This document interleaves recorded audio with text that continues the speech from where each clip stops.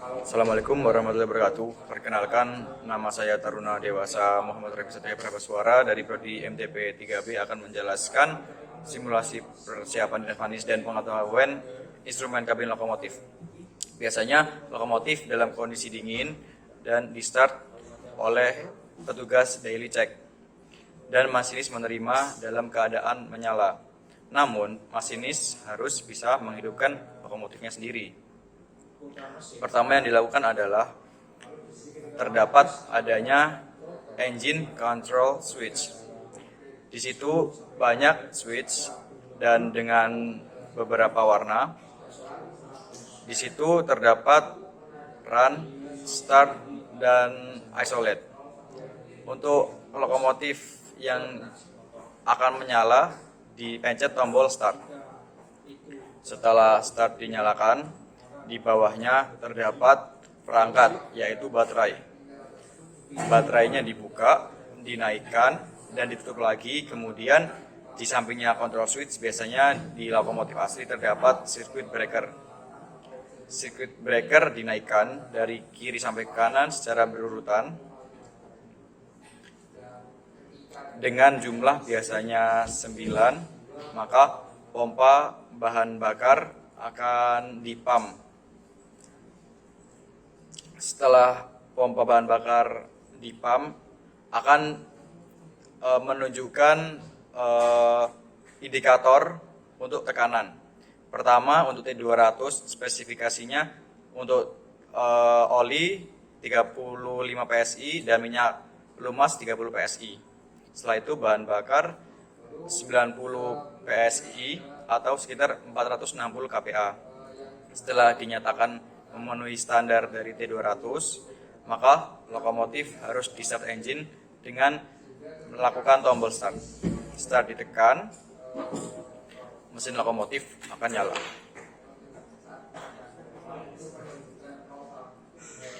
Ketika mesin lokomotif nyala, lokomotif dingin yang awalnya mati, angin-angin otomatis kosong.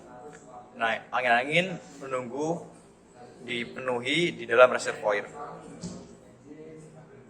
Kemudian di meja pelayanan, di indikator paling sebelah kiri terdapat kamera reservoir di antara 110 sampai 125. Dan yang putih antara 70 sampai 75 PSI.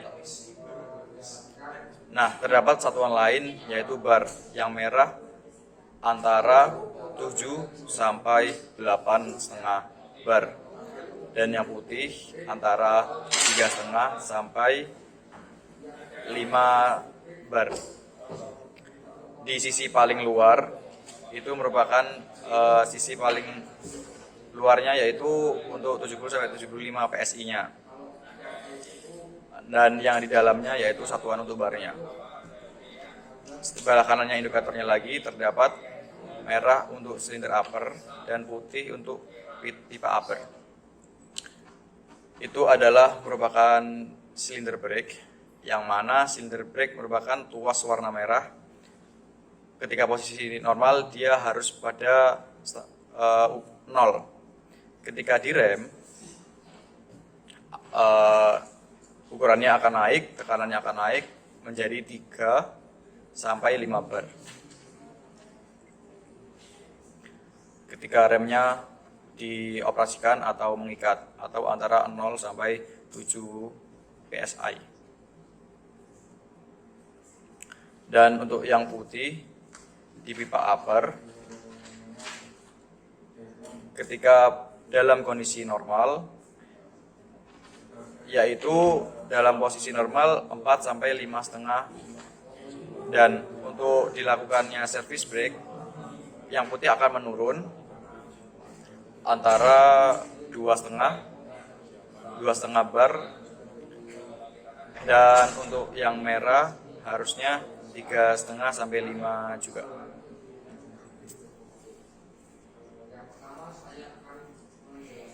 Indikator selanjutnya yaitu sebelah kanan adalah speedometer untuk mengukur kecepatan, dan paling kanan lagi yaitu load meter, yang mana menunjukkan putaran mesin ketika masinis mengoperasikan throttle atau tenaga antara 0 sampai 6. Itu untuk semestinya.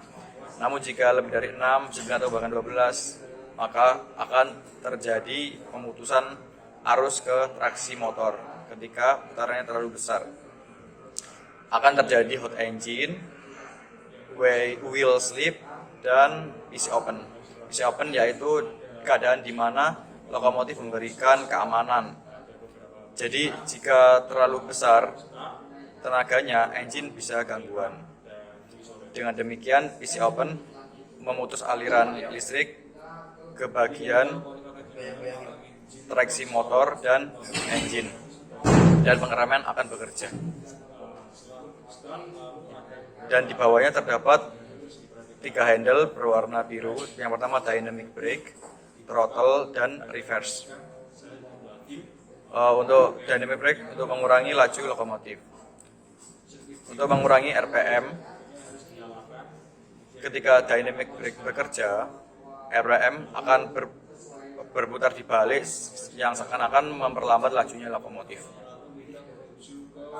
Biasanya untuk di Pulau Jawa, dynamic brake itu dilaksanakan untuk jalur Bandung Cikampek atau trek yang naik turun, yang tidak selalu menggunakan pengereman disc brake supaya apa?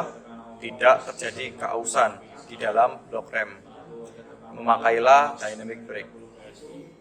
Di bawahnya terdapat throttle untuk fungsinya menambah tenaga. Menambah tenaga dari putaran mesin, semakin besar angkanya maka putaran mesin semakin besar. Di bawahnya terdapat reverse. Reverse berguna untuk mengatur laju arah lokomotif untuk bergerak. Jika ke depan maka lajunya ke depan, maka jika untuk ke belakang maka lajunya ke belakang. Begitupun juga meja pelayanan yang satunya. Lalu terdapat handle berwarna merah yaitu klakson, dan di bawahnya terdapat rem yang terdapat 2 rem. Pertama rem atas untuk rem rangkaian dan di bawah untuk rem lokomotif. Ketika kereta membawa rangkaian memakai service brake yang atas atau automatic brake. Ketika lokomotif berjalan sendiri maka menggunakan independent brake. Namun jika membawa rangkaian dan kereta tersebut berhenti di stasiun sebagai hand rem supaya rangkaian tidak melaju sendiri, memakai independent brake.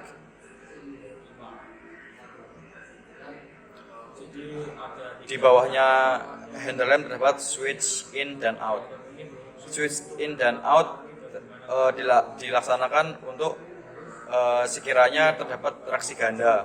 Ketika meja pelayanannya dinyatakan di depan, maka dikendalikan meja pelayanan tersebut sebagai pengeremannya. Nah, jika tidak sebagai dilakukan meja pelayanan, akan di-off-kan dan untuk pengereman dilakukan di meja pelayanan satunya.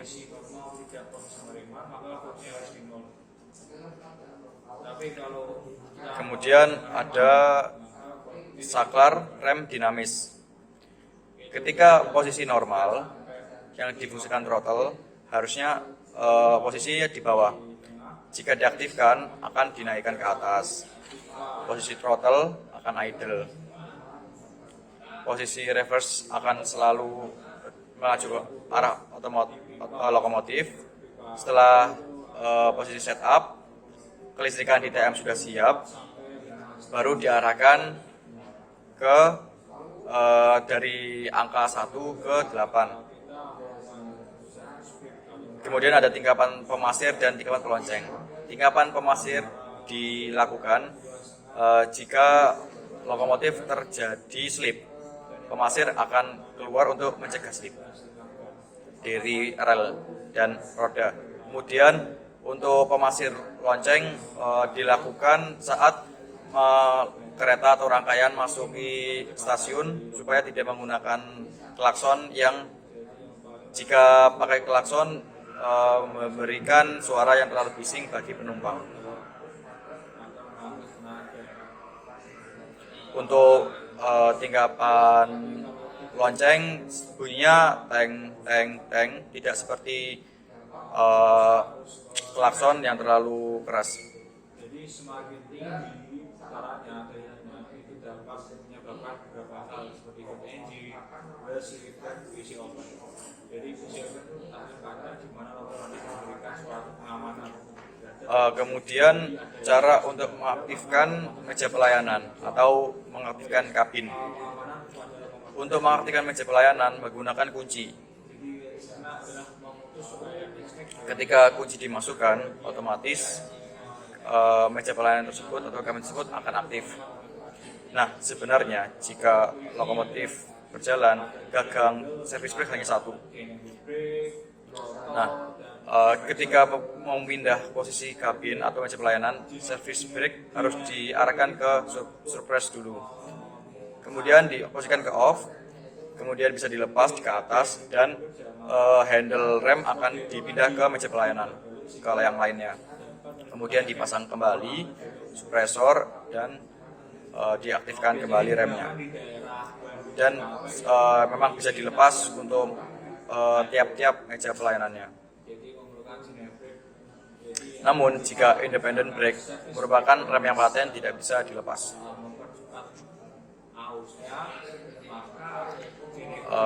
Normalnya untuk atas dan ke bawah untuk membuang angin. Ketika masinis ingin membuang angin, ditekan ke bawah dulu. Setelah ditekan ke bawah, digeser ke kiri.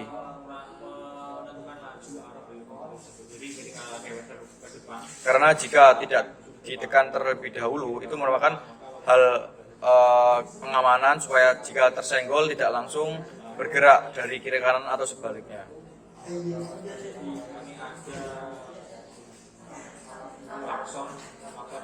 Untuk alat komunikasinya terdapat telepon, yaitu untuk menghubungi struktur atau pusat kendali. Kemudian terdapat treatment device atau biasa disebut treatment pedal, digunakan untuk sistem membaca kinerja masinis, yang mana ketika treatment pedal diinjak atau dilepas akan mengasumsikan bahwa masinis ini masih bekerja. Ketika tidak diinjak, maka treatment pedal akan membaca bahwa masinis tidak bekerja atau tertidur. Sistemnya diinjak dan dilepas, injak lepas dan dengan interval waktu 50 detik. Jika 50 detik terlewati dan tidak diinjak lepas, terdapat buzzer.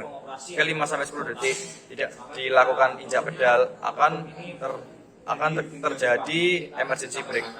Begitupun juga jika terlalu diinjak. Jika terlalu diinjak terdapat buzzer dan akan terjadi emergency brake juga. Berbeda dengan zaman dulu, jika diinjak terus-menerus posisinya masih aman. Namun sekarang sistemnya sudah berbeda, diperbarui supaya lebih aman, sehingga mengurangi resiko masinis tertidur. Untuk rute yang akan dilakukan yaitu lintas Solo Jogja.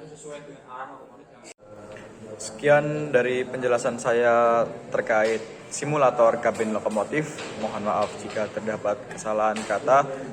Wassalamualaikum warahmatullahi wabarakatuh.